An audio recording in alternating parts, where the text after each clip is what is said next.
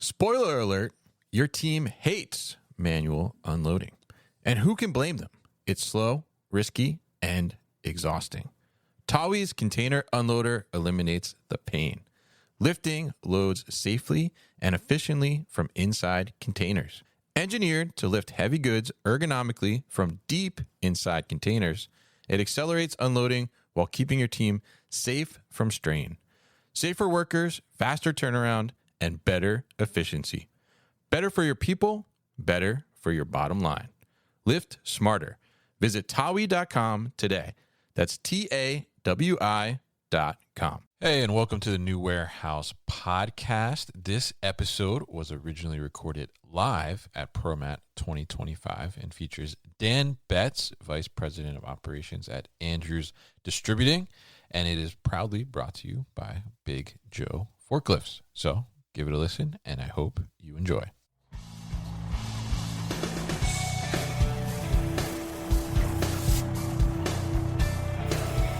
The New Warehouse Podcast, hosted by Kevin Lawton, is your source for insights and ideas from the distribution, transportation, and logistics industry.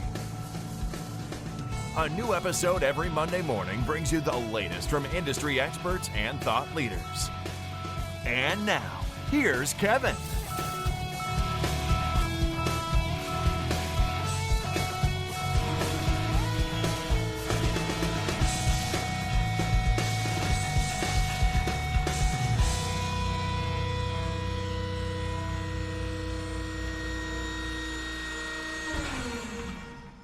So tell us a little bit about your company, Andrews Distributing, and what you do. I'm the Executive Vice President of Operations at Andrews Distributing. We are a family-owned business. We've been in business for about 50 years. Okay. Our location is Dallas, Fort Worth, and Corpus Christi. We're in the beer and spirits business. Oh, we like that. Oh, yeah. It's a fun business to have. But we do about 45 million cases a year. We deliver to 13,000 customers. We make about 500,000 stops or deliveries a year. Okay. And we do that with 2,000 teammates, hardworking teammates of mine.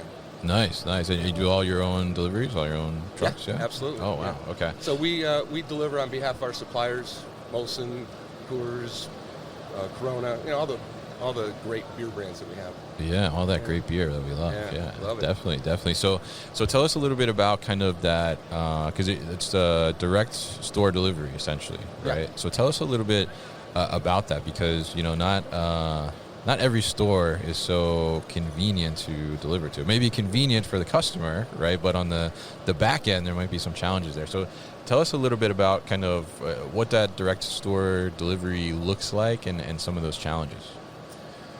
Well, in operations, we are always about continuous improvement, as you know. We have that Kaizen mentality, so we wake up every day and say, how do we get better? Yeah. And in this particular event, what we did was we value stream mapped the delivery process. So we started at the moment that our delivery team leaves our distribution centers, and by the time they come back. And Kevin, what we discovered was that 25% of that time in delivery was $5 million for us if you look at what our costs are, just for on the labor side. That's a lot of money. And that 25% was just in the check-in process. So that's getting the beer in the front or back door and making sure what the customer wanted they actually got. Yeah. And we look at that as waste or muda. There's an opportunity to reduce that. We think that of that $5 million, we can cut it in half. So we think for Andrews, there's about $2.5 million, and an opportunity for us to cut back. And really what we'd be doing is driving service up and keeping our costs down. And where that cost is getting that product to the front door or the back door, because every case, 45 million cases at Andrews, has to be checked in by hand. So you're taking time away from a store clerk or a store manager at, call 7-Eleven or Joe's Beer Shack. Yeah. So you're taking their time away from the customer or doing what they need to be doing, or we're waiting on them while they're taking care of the customer. So obviously there was a way to do it better. And if you think about the front door that we have to go through, 50% of our customers are going through a skinny door, right? 36 inches or less. Not really made for a pallet or anything like that, right? Well, if you think about the pallet is almost useless to us when we're getting into the store, because we pick on a wide pallet, a fat pallet. We also have our forklifts or our fork trucks to get inside the store. It's 3,500 pounds. They won't allow it. It's too heavy on their floor. So we can't get in with the pallet. We can't get in with the jack. And so we're picking this on something that forces us to do something extra. So we have to downstack it. So 45 million cases, if you think about that downstacking, we downstack it in front of the customer, blocking the customer's way inside the store because we can't get through the door yet. Right. We break it down in sets of 7, and we two-wheel it in. So 45 million cases, 1 at a time, going in 7 at a time, and then another touch to set it down to get it checked in. Yeah. So obviously there's a lot of opportunity for savings there. Yeah, absolutely. And I mean, it sounds like it's such a challenge, right? Because it's on both sides. So, what sticks out to me first is you're saying like the waiting time, right? Yeah. It's like your delivery driver's waiting, right? And then maybe the customer's customer is waiting, right? Which is not good, right? And I'm sure the customer's customer is going to be the priority versus delivery driver, but then the delivery driver's got to make another stop, I'm sure, right? So there's a lot of inefficiency there and kind of that waste, and certainly very time consuming to make those deliveries, just a few cases at a time going through the door. So tell us a little bit about the idea, because I understand that you've come up with this creative solution to this skinny idea, right? Tell us a little bit about how this idea kind of came about and what it's all about. Well, I work with a great team.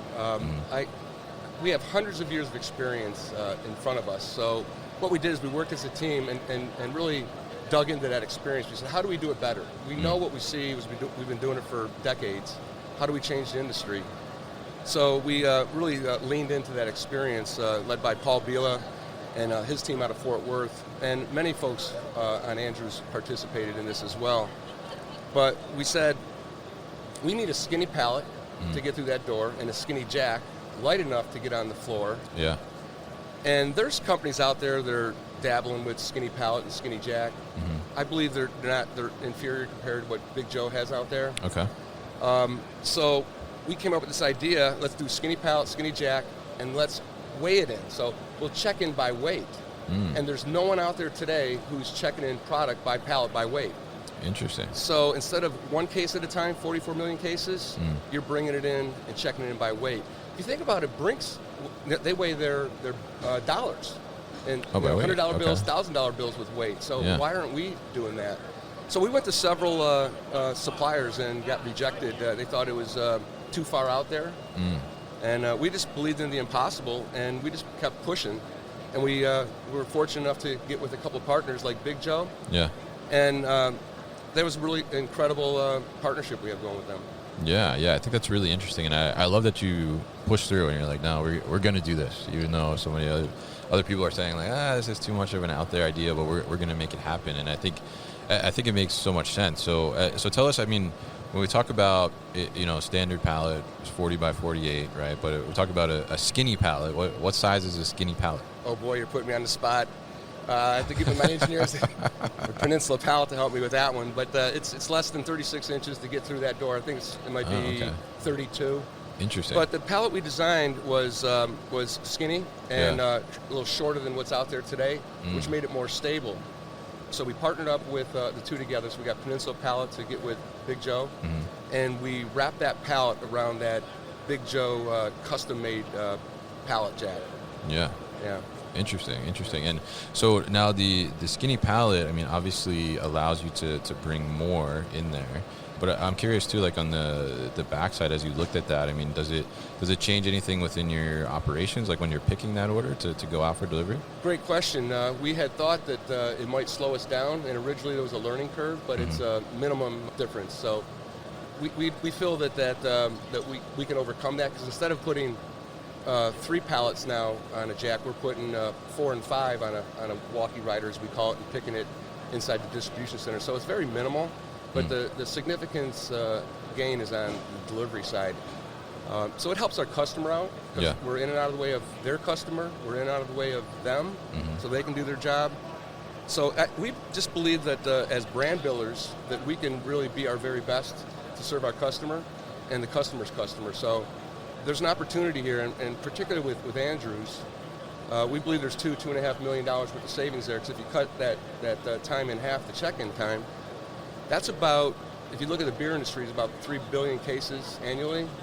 So that could really be about $130 to $150 million of elimination of waste and muda, and really being able to service your customer better, because we'd like to give back to our team. We believe we're a good jobs company, so we'll give back to our teams. We'll invest in our teams and our equipment and our buildings. But one great thing about that is that it's just a beer industry. I mean, this thing can go into other industries, whether it's water or soda. So who's ever doing that store delivery. Yeah, interesting. And I love how you kind of looked at it and, dissected the problem essentially and figured out how do we navigate around this. So talk to us a little bit about the relationship with Big Joe there, and how the development of this skinny jack kind of came about. Because I think it's interesting too, like that there had to be, not only consideration of the size, right, but then also a consideration of the weight too, as you mentioned, for the floor. So tell us a little bit about how that development worked. Sure. We had this idea, and no one would take us up on it. Well, there's a distributor a forklift distributor in Fort Worth named Shoppas, and they have a vice president of sales that was in on a sales call here at Andrews, and they were selling forklifts. But we stopped them right there. We said, "How about, would you be interested in this idea?" So we presented the idea, and his eyes went wide open. Oh yeah. He's like, "You're onto something, and we're an aggressive company, and I know exactly who you need to partner up with." Within 7 days, he got a hold of Big Joe, and Dan, the president of Big Joe, comes in, and he brings his vice president, Matt, from engineering. Yeah. Sitting at our table 7 days later, they bring out a white sheet of paper, and they asked us one question: what do you need? Yeah. And you know what their next question was? What? When we were done with the white piece of paper, it went from top to bottom. We told them exactly what we needed for our business, the beer business at Andrews. They said, "We got you. We love this idea, and we'll take it on." And they did it. They made that magic happen. They made everything we wanted, and they got it. And everything they did was exactly to spec that we needed.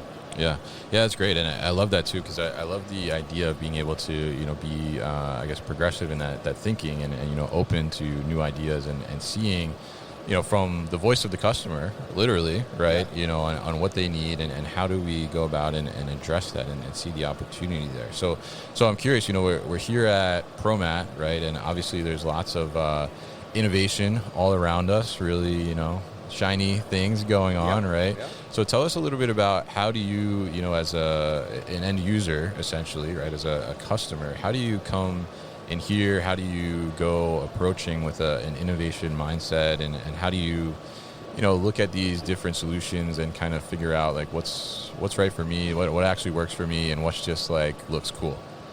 Well, I was here with several of my teammates yesterday, and I told them, I said, be prepared to walk out of here and to some degree feel like inferior, because there's so much out there that you just want to grab and take. Yeah. But really, the challenge is to grab things that really pertain to you and your business. And even though it might not be presented in your business, look at something that's being successful in some other area and see how you can convert that to us in the beer and spirits business. So that's always fun to come here and do that at ProMat. Yeah, absolutely, and I think there is so much going on here. I love that you said that, like, you prepared your team to tell them that you feel like we're way behind on everything, right? Yeah. I mean, it's so easy to feel that way with all the technology here. So, I mean, what would you say, from an end user perspective, for some of the solution providers, right, that are out here? How do they have a more open mindset? Because you said you went to a couple companies first with this idea, and they weren't necessarily open to it. What would you say, or what advice would you give them from a customer perspective that say, you need to think about things a little differently nowadays? Well, it was a tough journey. I mean, first of all, you got to state your case and state it clearly, and state how big the pie can be for that particular vendor. So kind of put it in their language, what they do best, what we need most, and try to find that happy medium where they feel that they could actually add value to what we're asking for, and it's going to be significant. But if they can't see that, you push, you try again, and then you got to go on to the next one. And fortunately with Big Joe, we struck gold with that one. I mean, I've never had a partnership where someone was so tuned into the customer and so fast. I mean, we did this thing basically in mid fourth quarter of last year, and here we are. Yeah. And we're doing this in DFW at our customers' locations, and it's catching on like fire. So 5 like it, 5 goes to 10, 10 goes to 100 customers. So once these customers are seeing the advantage of it, they start wanting to sign up for it. So actually, we're actually behind the customer request or demand right now, but really? We're going to catch up. Nice.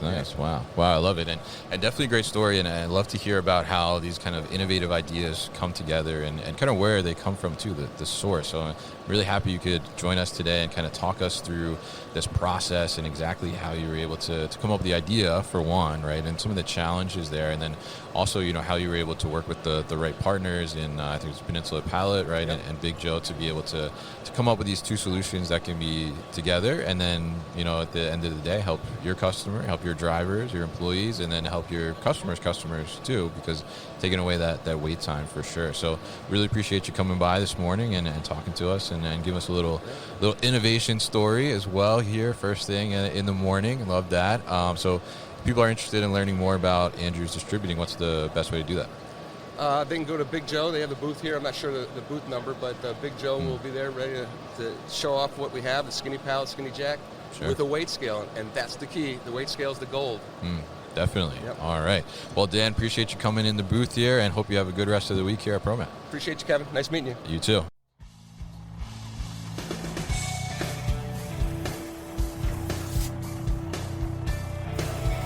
You've been listening to the New Warehouse Podcast with Kevin Lawton. Subscribe and check us out online at thenewwarehouse.com.